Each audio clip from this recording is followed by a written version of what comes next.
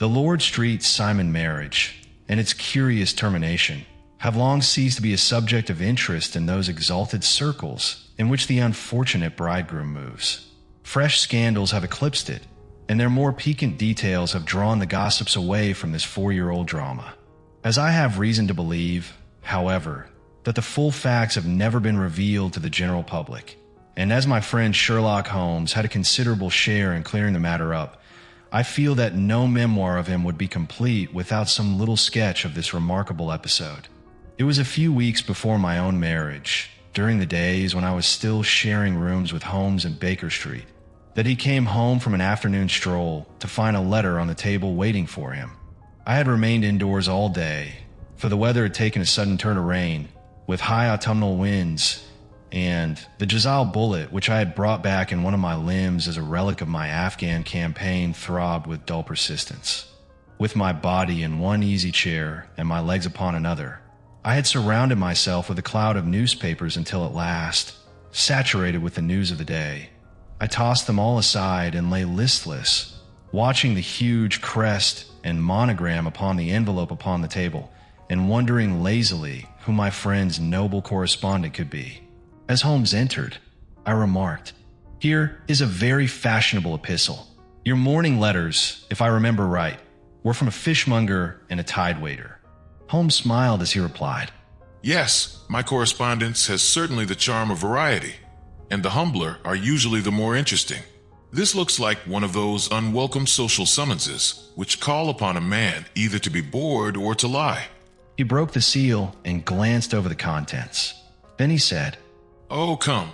It may prove to be something of interest, after all." I leaned forward slightly and asked, "Not social, then?" Holmes shook his head. "No, distinctly professional." I raised an eyebrow. "And from a noble client?" Holmes gave a small nod. "One of the highest in England." "My dear fellow, I congratulate you." Holmes responded in a measured tone. "I assure you, Watson, without affectation, that the status of my client is a matter of less moment to me than the interest of his case. It is just possible, however, that also may not be wanting in this new investigation. You have been reading the papers diligently of late, have you not?" I pointed to the huge pile of newspapers in the corner and said ruefully, "It looks like it. I have had nothing else to do." Holmes nodded approvingly. "It is fortunate, for you will perhaps be able to post me up. I read nothing except the criminal news and the agony column. The latter is always instructive. But if you have followed recent events so closely, you must have read about Lord Street Simon and his wedding?"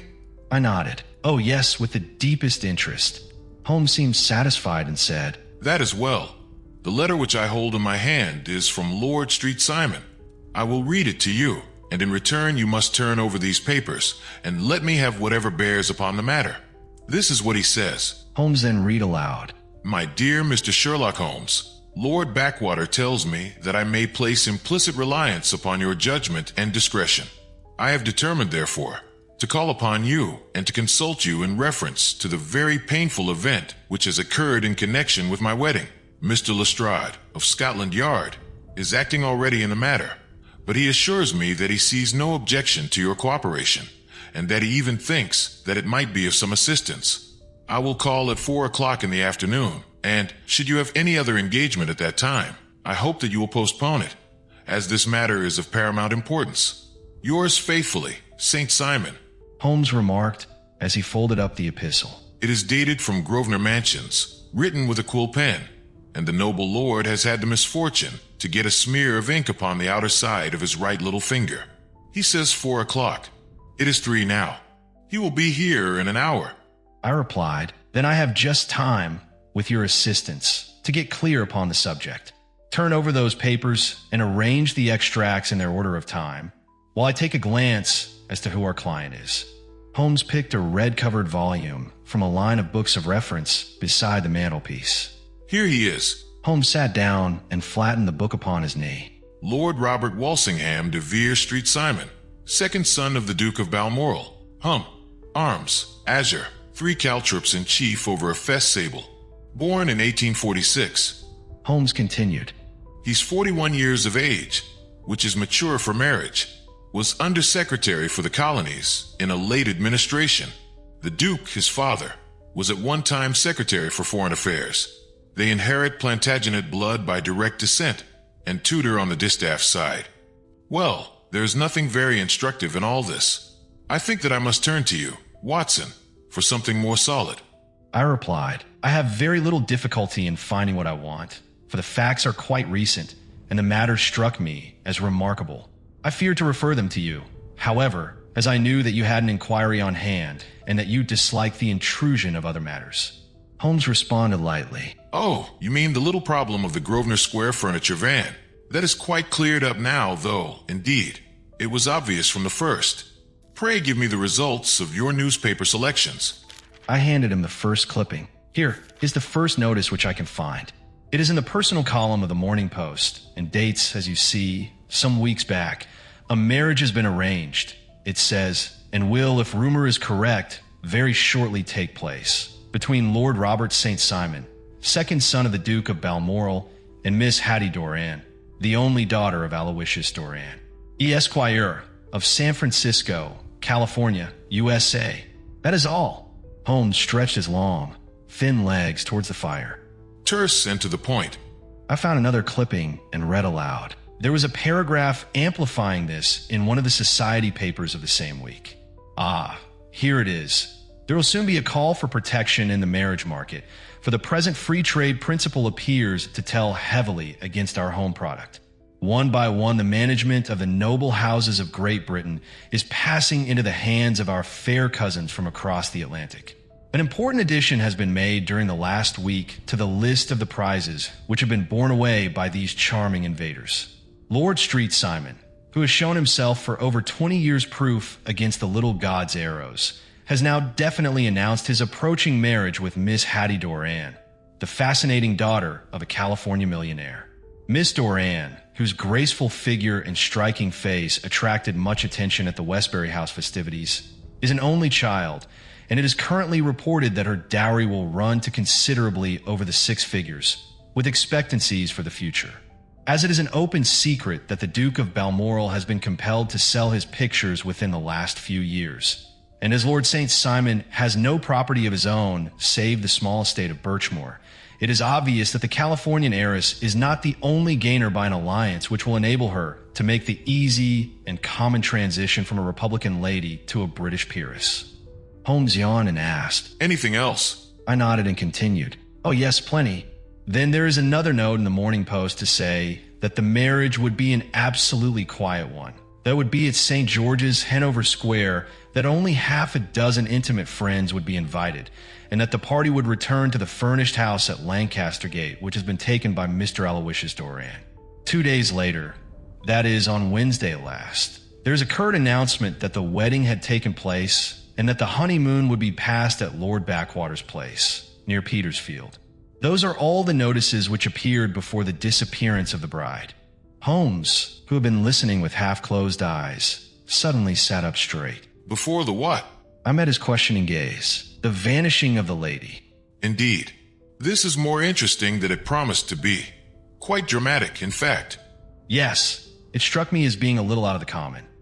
They often vanish before the ceremony, and occasionally during the honeymoon, but I cannot call to mind anything quite so prompt as this. Pray let me have the details. I warned him. I warn you that they are very incomplete. Holmes smiled slightly. Perhaps we may make them less so. I unfolded the newspaper and said, Such as they are, they're set forth in a single article of a morning paper of yesterday, which I will read to you. It is headed, Singular Occurrence at a Fashionable Wedding. I began reading aloud from the article. The family of Lord Robert St. Simon has been thrown into the greatest consternation by the strange and painful episodes which have taken place in connection with his wedding. The ceremony, as shortly announced in the papers of yesterday, occurred on the previous morning, but it is only now that it has been possible to confirm the strange rumors which have been so persistently floating about. In spite of the attempts of the friends to hush the matter up, so much public attention has now been drawn to it that no good purpose can be served by affecting to disregard what is a common subject for conversation. The ceremony, which was performed at St. George's, Hanover Square, was a very quiet one, no one being present save the father of the bride, Mr. Aloysius Doran, the Duchess of Balmoral, Lord Backwater, Lord Eustace and Lady Clara St. Simon, the younger brother and sister of the bridegroom, and Lady Alicia Whittington. The whole party proceeded afterwards to the house of Mr. Aloysius Doran at Lancaster Gate, where breakfast had been prepared. It appears that some little trouble was caused by a woman, whose name has not been ascertained, who endeavored to force her way into the house after the bridal party, alleging that she had some claim upon Lord Street Simon. It was only after a painful and prolonged scene that she was ejected by the butler and the footman. The bride, who had fortunately entered the house before this unpleasant interruption, had sat down to breakfast with the rest, when she complained of a sudden indisposition and retired to her room. Her prolonged absence having caused some comment, her father followed her, but learned from her maid that she had only come up to her chamber for an instant, caught up an ulster and bonnet, and hurried down to the passage. One of the footmen declared that he had seen a lady leave the house thus apparelled, but had refused to credit that it was his mistress, believing her to be with the company. On ascertaining that his daughter had disappeared, Mr. Aloysius Doran, in conjunction with the bridegroom, instantly put themselves in communication with the police, and very energetic inquiries are being made, which will probably result in a speedy clearing up of this very singular business. Up to a late hour last night, however, nothing had transpired as to the whereabouts of the missing lady. There are rumors of foul play in the matter, and it is said that the police have caused the arrest of the woman who had caused the original disturbance, in the belief that from jealousy or some other motive, she may have been concerned in the strange disappearance of the bride. I looked up from the newspaper. And is that all? I continued. Only one little item in another of the morning papers, but it is a suggestive one. Holmes prompted me. And it is? I explained that Miss Flora Miller, the lady who had caused the disturbance, has actually been arrested. It appears that she was formerly a danseuse at the Allegro, and that she has known the bridegroom for some years. There are no further particulars, and the whole case is in your hands now, so far as it has been set forth in the public press. Holmes leaned back, a gleam of interest in his eyes. And an exceedingly interesting case it appears to be. I would not have missed it for worlds. But there's a ring at the bell, Watson, and as the clock makes it a few minutes after 4, I have no doubt that this will prove to be our noble client.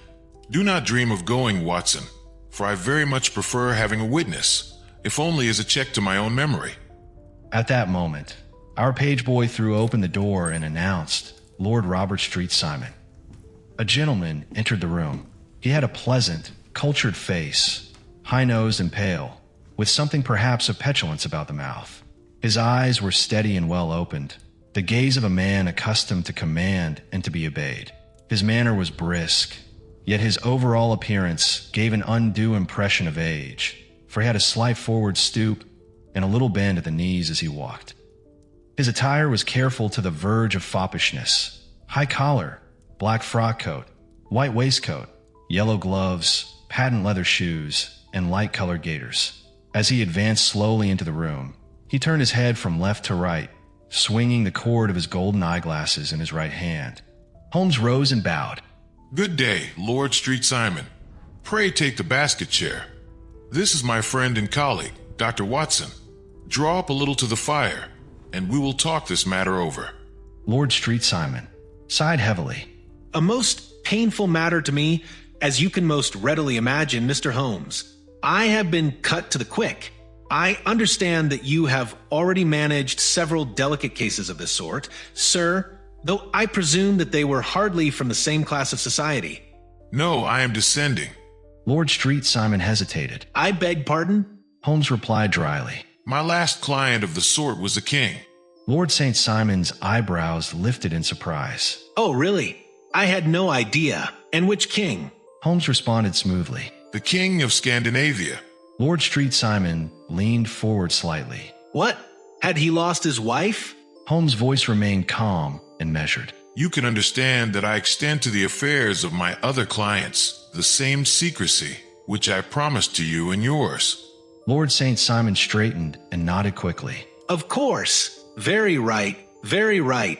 I'm sure I beg pardon. As to my own case, I am ready to give you any information which may assist you in forming an opinion. Holmes gestured toward the newspaper on the table. Thank you. I have already learned all that is in the public prints. Nothing more. I presume that I may take it as correct. This article, for example, as to the disappearance of the bride. Lord Street Simon glanced over the article and nodded. Yes, it is correct as far as it goes. Holmes leaned forward slightly. But it needs a great deal of supplementing before anyone could offer an opinion. I think that I may arrive at my facts most directly by questioning you. Lord Street Simon spread his hands. Pray do so. Holmes asked. When did you first meet Miss Hattie Doran? Lord Street Simon answered. In San Francisco a year ago. Holmes continued. You were traveling in the States? Yes. Did you become engaged then? Lord Street Simon shook his head. No. But you were on a friendly footing? I was amused by her society, and she could see that I was amused. Her father is very rich. He is said to be the richest man on the Pacific Slope. And how did he make his money? In mining. He had nothing a few years ago. Then he struck gold, invested it, and came up by leaps and bounds. Holmes studied him for a moment. Now, what is your own impression as to the young ladies? Your wife's character? Lord Street Simon swung his glasses a little faster and stared into the fire. You see, Mr. Holmes, my wife was 20 before her father became a rich man. During that time, she ran free in a mining camp and wandered through woods or mountains, so that her education has come from nature rather than from the schoolmaster. She is what we call in England a tomboy, with a strong nature, wild and free, unfettered by any sort of traditions. She is impetuous, volcanic, I was about to say. She is swift in making up her mind and fearless in carrying out her resolutions. On the other hand, I would not have given her the name which I have the honor to bear. He gave a little stately cough. Had not I thought her to be at bottom a noble woman. I believe that she is capable of heroic self-sacrifice, and that anything dishonorable would be repugnant to her. Holmes asked. Have you her photograph? Lord Street Simon reached into his pocket. I brought this with me. Lord Street Simon opened a locket and showed us the full face of a very lovely woman. It was not a photograph, but an ivory miniature, and the artist had brought out the full effect of the lustrous black hair, the large dark eyes, and the exquisite mouth. Holmes gazed long and earnestly at it. Then he closed the locket and handed it back. The young lady came to London, then, and you renewed your acquaintance? Lord Street Simon replied. Yes, her father brought her over for this last London season. I met her several times, became engaged to her, and have now married her. She brought, I understand, a considerable dowry?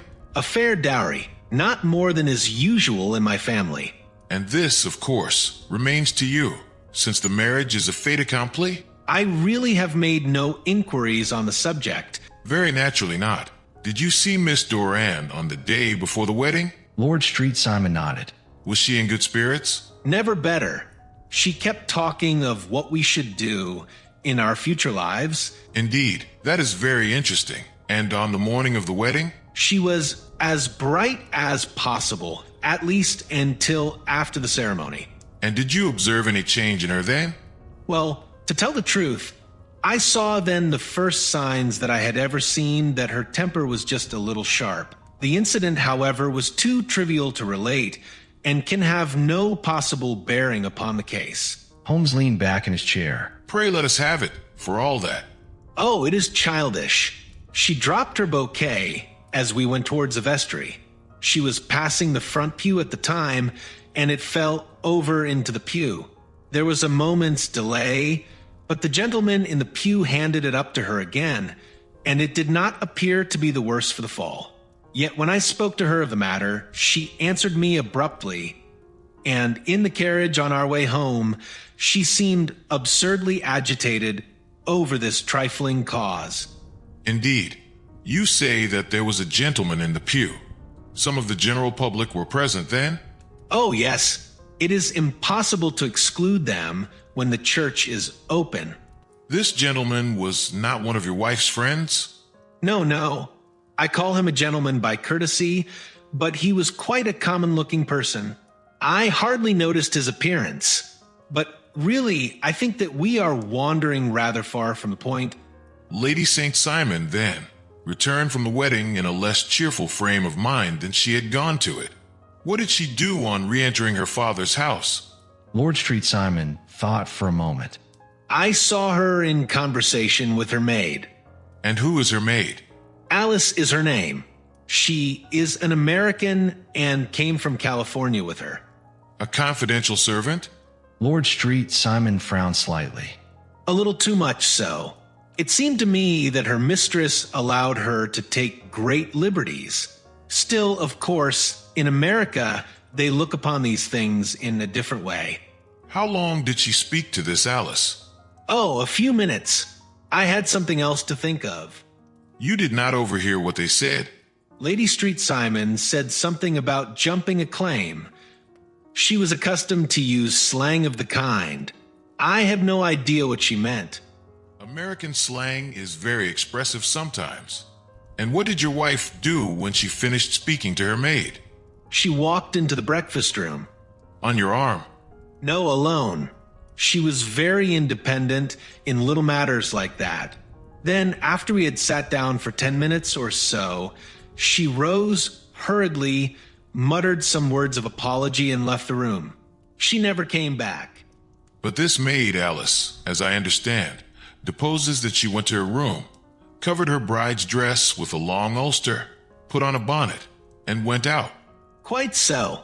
And she was afterwards seen walking into Hyde Park in company with Flora Miller, a woman who is now in custody and who had already made a disturbance at Mr. Doran's house that morning. Ah, yes. I should like a few particulars as to this young lady and your relations to her. Lord Street Simon shrugged his shoulders and raised his eyebrows. We have been on a friendly footing for some years. I may say on a very friendly footing. She used to be at the Allegro. I have not treated her ungenerously, and she had no just cause of complaint against me. But you know what women are, Mr. Holmes. Flora was a dear little thing, but exceedingly hot-headed and devotedly attached to me. She wrote me dreadful letters when she heard that I was about to be married.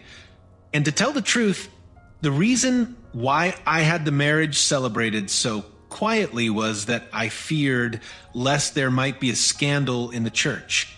She came to Mr. Doran's door just after we returned, and she endeavored to push her way in, uttering very abusive expressions towards my wife and even threatening her. But I had foreseen the possibility of something of the sort, and I had 2 police fellows there in private clothes who soon pushed her out again. She was quiet when she saw that there was no good in making a row. Did your wife hear all this? No, thank goodness she did not. And she was seen walking with this very woman afterwards? Yes, that is what Mr. Lestrade of Scotland Yard looks upon as so serious. It is thought that Flora decoyed my wife out and laid some terrible trap for her. Well, it is a possible supposition. Lord Street Simon leaned forward slightly. You think so, too? Holmes shook his head slightly. I did not say a probable one, but you do not yourself look upon this as likely? I do not think Flora would hurt a fly. Still, jealousy is a strange transformer of characters. Pray, what is your own theory as to what took place? Well, really, I came to seek a theory, not to propound one. I have given you all the facts. Since you asked me, however, I may say that it has occurred to me as possible that the excitement of this affair, the consciousness that she had made so immense a social stride, had the effect of causing some little nervous disturbance in my wife. Holmes raised an eyebrow. In short, that she had become suddenly deranged? Well, really, when I consider that she has turned her back, I will not say upon me, but upon so much that many have aspired to without success, I can hardly explain it in any other fashion. Well, certainly that is also a conceivable hypothesis. Holmes leaned back in his chair. And now, Lord St. Simon, I think that I have nearly all my data. May I ask whether you were seated at the breakfast table so that you could see out of the window? We could see the other side of the road and the park. Quite so. Then I do not think that I need to detain you longer. I shall communicate with you. Lord Street Simon stood up. Should you be fortunate enough to solve this problem, Holmes interrupted him with a confident tone. I have solved it. Lord Street Simon blinked in surprise. Eh? What was that? I say that I have solved it. Lord Street Simon looked skeptical. Where then is my wife? That is a detail which I shall speedily supply. Lord Street Simon shook his head, unconvinced. I am afraid that it will take wiser heads than yours or mine. With a stately, old-fashioned bow, he turned and departed. Holmes chuckled as the door closed behind their client. It is very good of Lord Street Simon to honor my head by putting it on a level with his own. I think that I shall have a whiskey and soda and a cigar after all this cross-questioning. I had formed my conclusions as to the case before our client came into the room. I exclaimed, "My dear Holmes." Holmes leaned back in his chair. I have notes of several similar cases, though none, as I remarked before, which were quite as prompt. My whole examination served to turn my conjecture into a certainty. Circumstantial evidence is occasionally very convincing, as when you find a trout in the milk, to quote Thoreau's example. But I have heard all that you have heard. Without, however, the knowledge of pre-existing cases, which serves me so well. There was a parallel instance in Aberdeen some years back, and something on very much the same lines at Munich the year after the Franco-Prussian War. It is one of these cases. But hello, here is Lestrade. Good afternoon, Lestrade. You will find an extra tumbler upon the sideboard, and there are cigars in the box. The official detective entered, attired in a pea jacket and cravat, which gave him a decidedly nautical appearance. He carried a black canvas bag in his hand.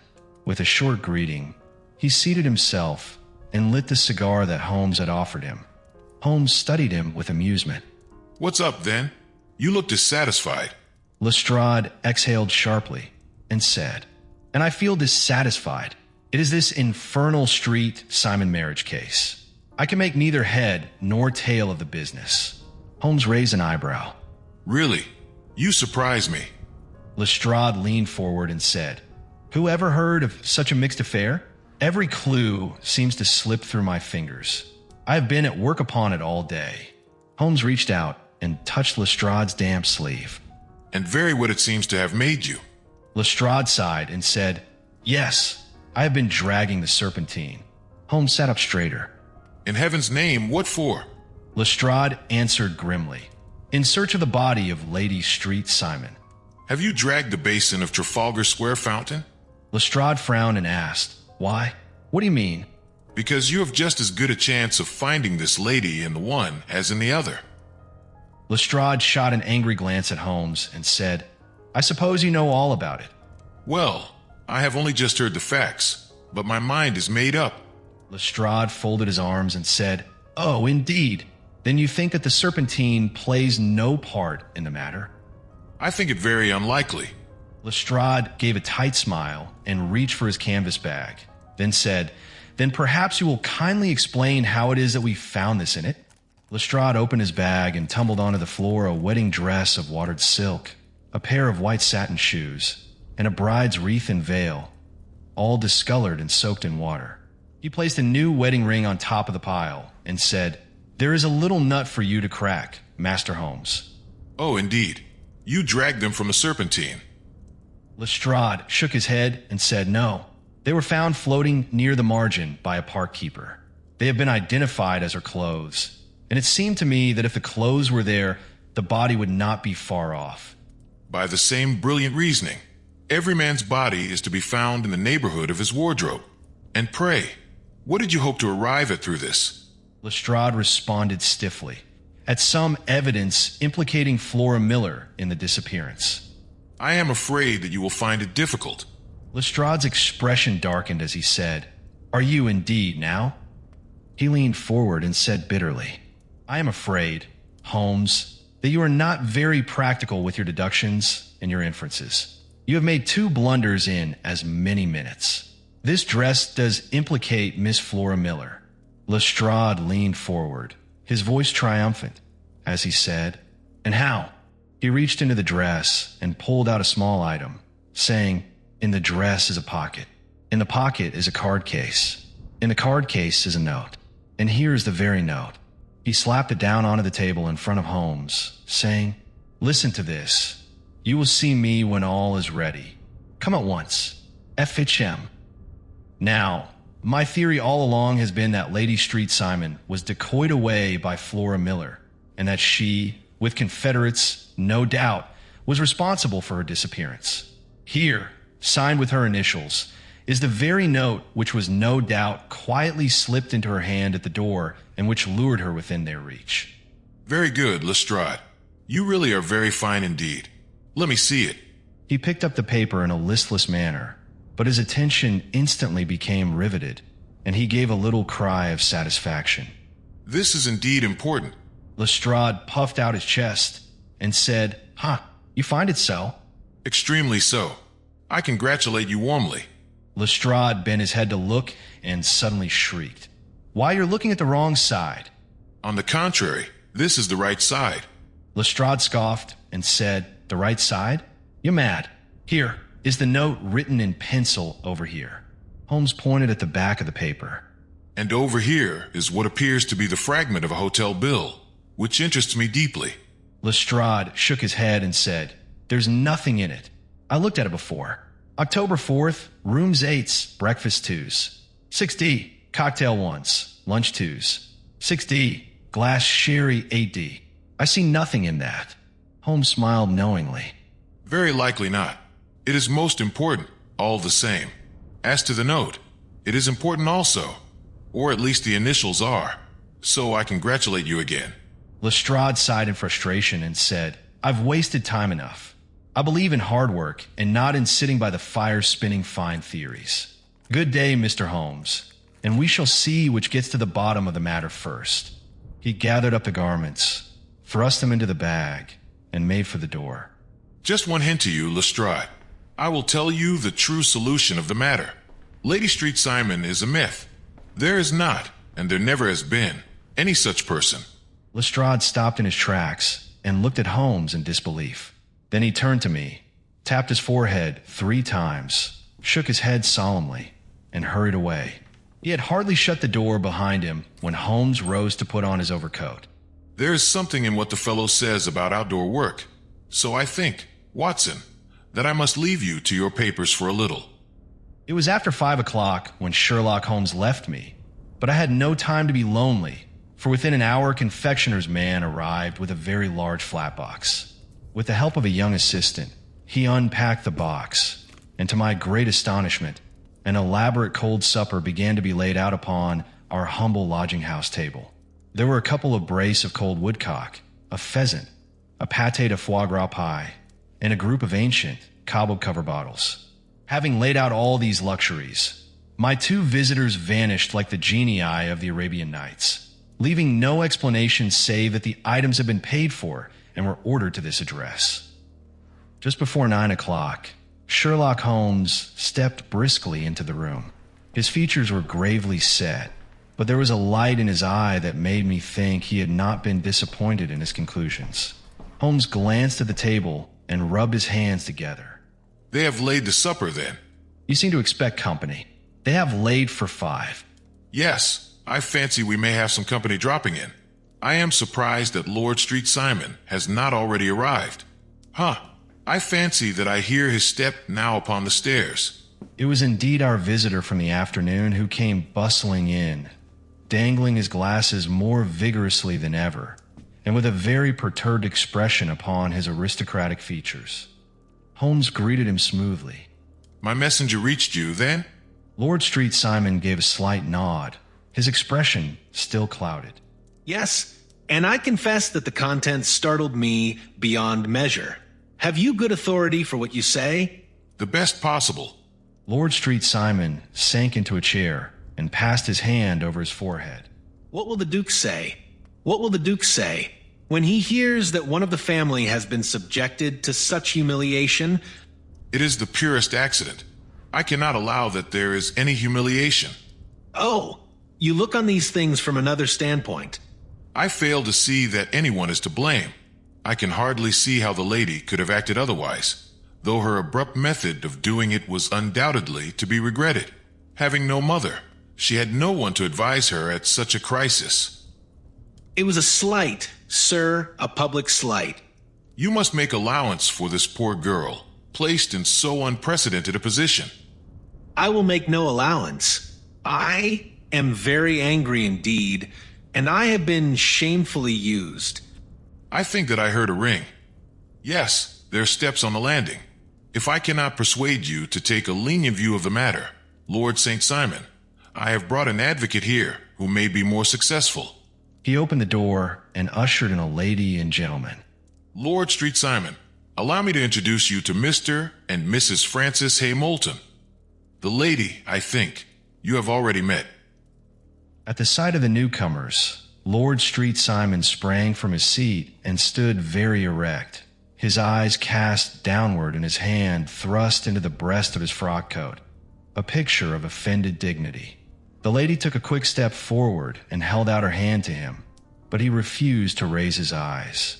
Her voice was gentle, yet filled with emotion as she said, "You're angry, Robert. Well, I guess you have every cause to be."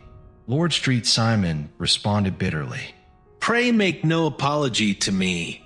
Mrs. Moulton's voice was full of regret as she said, "Oh, yes, I know that I have treated you real bad and that I should have spoken to you before I went, but I was kind of rattled, and from the time when I saw Frank here again, I just didn't know what I was doing or saying.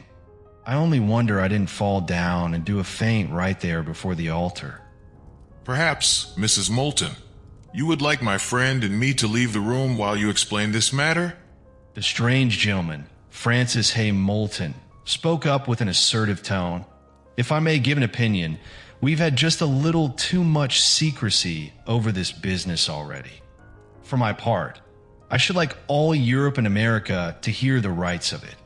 He was a small, wiry, sunburnt man, clean-shaven, with a sharp face and an alert manner. Mrs. Moulton took a deep breath and began her story. Then I'll tell her story right away.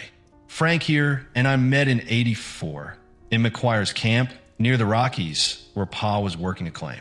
We were engaged to each other, Frank and I, but then one day, Father struck a rich pocket and made a pile, while poor Frank here had a claim that petered out and came to nothing. The richer Pa grew, the poorer was Frank. So at last, Pa wouldn't hear of our engagement lasting any longer, and he took me away to Frisco. Frank wouldn't throw up his hand, though, so he followed me there, and he saw me without Pa knowing anything about it. It would only have made him mad to know, so we just fixed it all up for ourselves. Frank said that he would go and make his pile, too, and never come back to claim me until he had as much as Pa. So then I promised to wait for him to the end of time and pledged myself not to marry anyone else while he lived."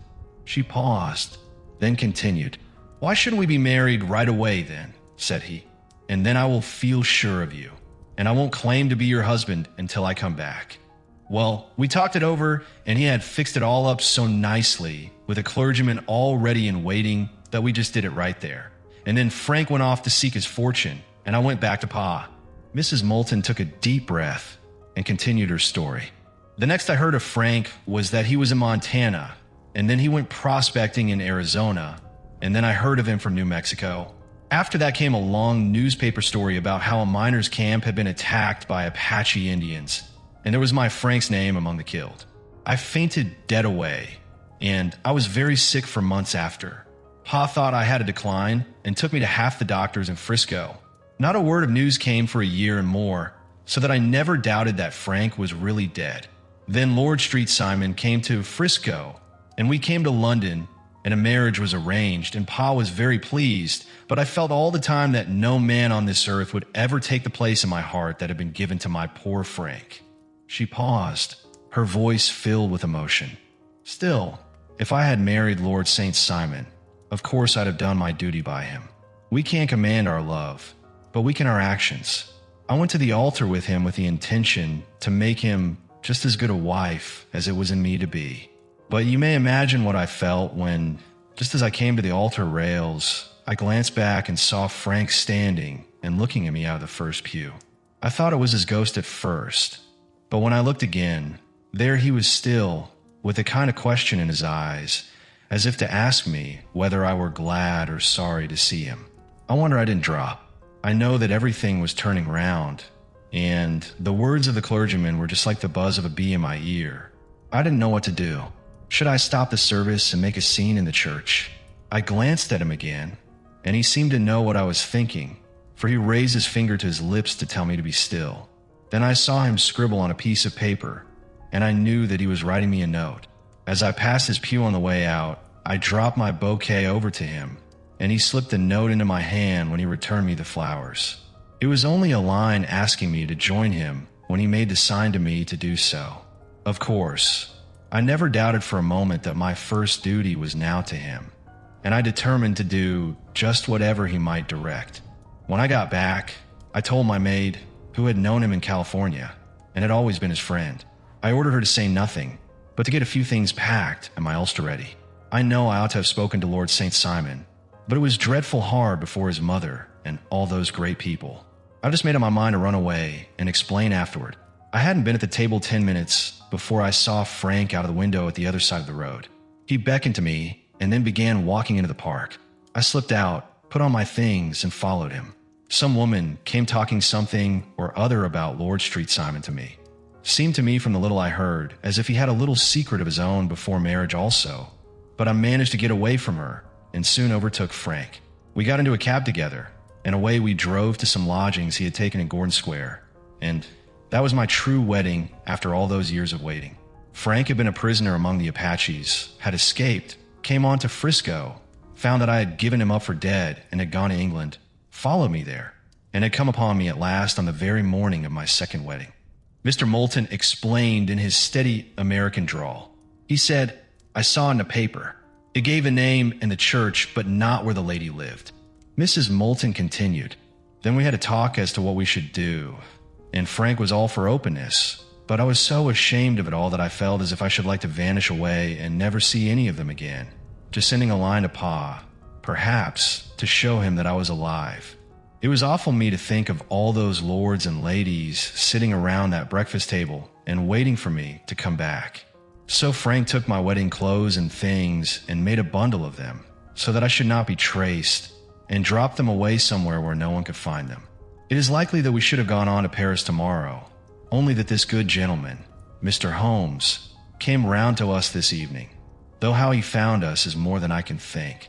And he showed us very clearly and kindly that I was wrong and that Frank was right, and that we should be putting ourselves in the wrong if we were so secret. Then he offered to give us a chance of talking to Lord St. Simon alone, and so we came right away round to his rooms at once. Now, Robert, you have heard it all, and I am very sorry if I have given you pain, and I hope that you do not think very meanly of me. Lord St. Simon had by no means relaxed his rigid posture. He had listened to the long narrative with a frowning brow and a compressed lip. At last he spoke, his voice stiff and formal.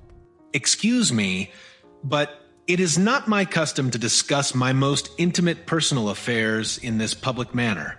Mrs. Moulton looked at him hopefully. She said, Then you won't forgive me? You won't shake hands before I go. Lord St. Simon gave a slight sigh. Oh, certainly, if it would give you any pleasure. He extended his hand and coldly grasped the one she offered to him. Holmes interjected with a light-hearted tone. I had hoped that you would have joined us in a friendly supper. Lord St. Simon straightened, his expression unwavering. I think that there you ask a little too much. I may be forced to acquiesce in these recent developments, but I can hardly be expected to make merry over them. I think that with your permission, I will now wish you all a very good night.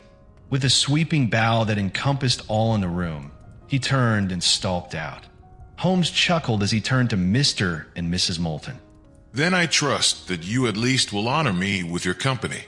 It is always a joy to meet an American, Mr. Moulton, for I am one of those who believe that the folly of a monarch and the blundering of a minister in far-gone years will not prevent our children from being someday citizens of the same worldwide country under a flag which shall be a quartering of the Union Jack with the stars and stripes.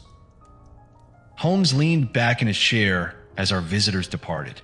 The case has been an interesting one because it serves to show very clearly how simple the explanation may be of an affair which at first sight seems to be almost inexplicable. Nothing could be more natural than the sequence of events as narrated by this lady, and nothing stranger than the result when viewed, for instance, by Mr. Lestrade of Scotland Yard. I asked curiously. You were not yourself at fault at all, then? From the first, two facts were very obvious to me.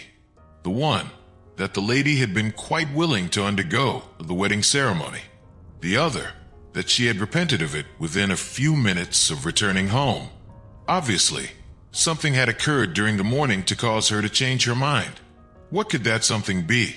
She could not have spoken to anyone when she was out, for she had been in the company of the bridegroom. Had she seen someone then? If she had, it must be someone from America, because she had spent so short a time in this country that she could hardly have allowed anyone to acquire so deep an influence over her that the mere sight of him would induce her to change her plans so completely. You see, we have already arrived, by a process of exclusion, at the idea that she might have seen an American. Then who could this American be? And why should he possess so much influence over her? It might be a lover, it might be a husband. Her young womanhood had, I knew, been spent in rough scenes and under strange conditions.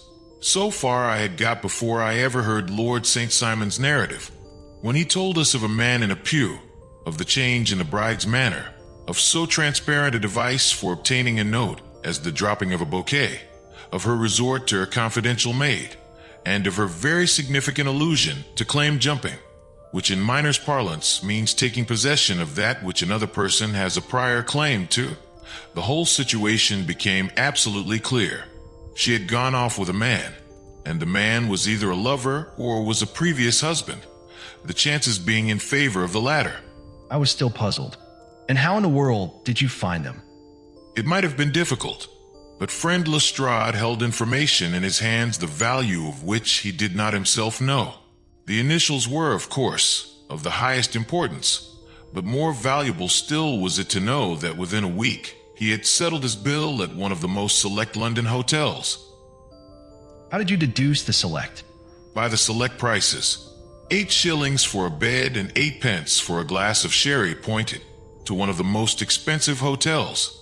There are not many in London which charge at that rate. In the second one which I visited in Northumberland Avenue, I learned by an inspection of the book that Francis H. Moulton, an American gentleman, had left only the day before, and on looking over the entries against him, I came upon the very items which I had seen in the duplicate bill. His letters were to be forwarded to 226 Gordon Square, so thither I traveled, and being fortunate enough to find a loving couple at home, I ventured to give them some paternal advice, and to point out to them that it would be better in every way that they should make their position a little clearer, both to the general public and to Lord St. Simon in particular. I invited them to meet him here, and as you see, I made him keep the appointment. I remarked with a slight shake of my head, but with no very good result. His conduct was certainly not very gracious. Ah, Watson, perhaps you would not be very gracious either if, after all the trouble of wooing and wedding, you found yourself deprived in an instant of wife and of fortune. I think that we may judge Lord St. Simon very mercifully, and thank our stars that we are never likely to find ourselves in the same position. Holmes stretched and glanced toward the fireplace. Draw your chair up and hand me my violin, for the only problem we have still to solve is how to while away these bleak autumnal evenings.